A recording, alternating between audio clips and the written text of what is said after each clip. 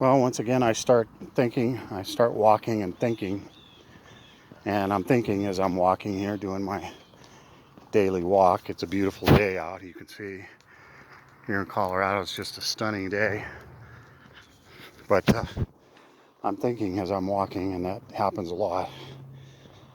I'm thinking about those who have told me, well, you say you're pro-life and you're against abortion, but you're for the death penalty, therefore you're a hypocrite and you're not pro-life. And I'm like, no, I've thought about this long and hard, and holding that capital punishment is okay in certain circumstances, and being pro-life is compatible, and I'll tell you why. Those who tell me that you believe in a death penalty, but you call yourself pro-life, you're a hypocrite. And I would say you're the hypocrite, because you believe in the death penalty for the innocent. You believe in the death penalty of little babies that are killed in their mother's wombs. Let's say a girl gets pregnant by her boyfriend, and then he tells her, you need to get an abortion. I won't raise that baby, and I don't want that child. You need to get an abortion. And so the girl goes and gets an abortion, and maybe she was against it herself, but to please her boyfriend, she goes ahead and does it. And so that's on her conscience for the rest of her life, because she knows that's an innocent human being she just killed. And just to please the guy who she may or may not even stay with for the next 2 years. But those who hold a anti-death penalty position, I would say to you this. So here's an example of, say, like a serial killer. Say there's a serial killer, he's killed 15 people, all women, right? And say he raped them first, and he tortured them. Just sort of like the Jeffrey Dahmers, or those kind of guys that are serial killers. And they say they rape women, and then they torture them first, torture them for maybe 2 or 3 days, and then they kill them, and then cut them up, and then bury them in their backyards. And I would say, in circumstances like that, yes, I do believe in the death penalty, and here's why. Because that's the punishment of the wicked. These individuals are wicked, the Jeffrey Dahmers, the mass murderers, people that have no conscience, and they kill people or little babies or little girls, rape them, and then murder them. And yes, in those circumstances, I think I would be for the death penalty. Even the Bible prescribes that if somebody takes a life, then their life shall be taken. It says that in certain passages in the Old Testament. And you would say, well, what about forgiveness? I'm like, well, what about the forgiveness of a young girl that gets pregnant and then she murders her own baby? And you would say, well, that's not a baby, that's a zygote.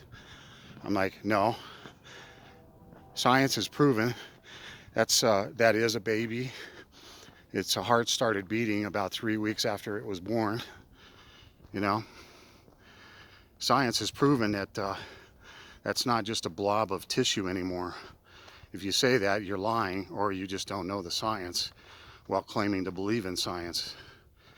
And so, in effect, you punish the innocent, while I would want punished the wicked, the evil man, who is a murderer and a rapist, and would kill, say, innocent women or children or whatever, and do it with glee and torture them. And I'm in those certain cases, I would say, yeah, I think the death penalty is the right thing, in order to discourage other mass murderers from doing the same thing that might have those thoughts.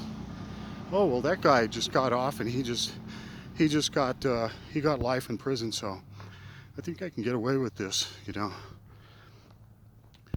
Whereas those of you who would call me, you're not pro-life, you're pro-death because you believe in the death penalty.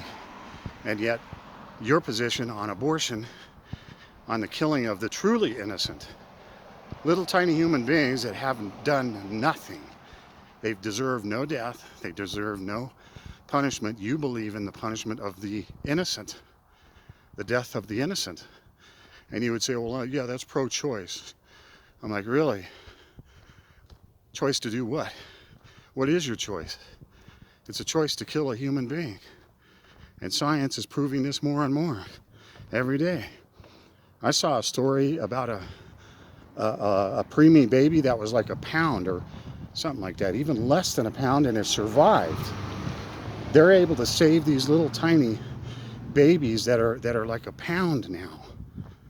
It's unbelievable what they can do now in hospitals, and these doctors, these preemie doctors, can save these little tiny babies. And you would, some of you would say, well, that could be aborted. I mean, the position of the left today is that, well, you can abort a baby right up until birth. I'm like, wow, really?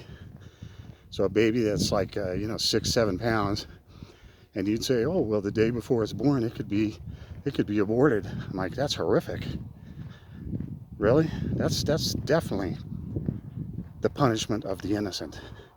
That's a human being in every aspect of the word, and yet you support that. But then you turn around and hypocritically call me, say that somebody like me is pro-death. Really? That's interesting.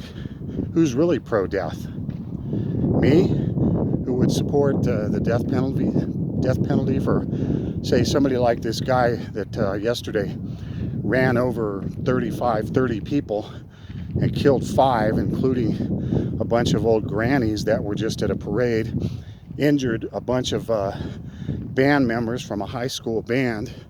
And you would say, well, he doesn't deserve the death penalty. And then they let this guy out. He just got out of jail like 3 days before this. He murdered a bunch of people. And some of you would say, oh, well, that guy, he doesn't deserve the death penalty, And I'm like, really? So he killed a bunch of innocent people, and you would say he doesn't deserve the death penalty, but then you turn around and you hypocritically point fingers at me that are against abortion and say we're pro-death. That's ridiculous. In fact, you are the hypocrite. And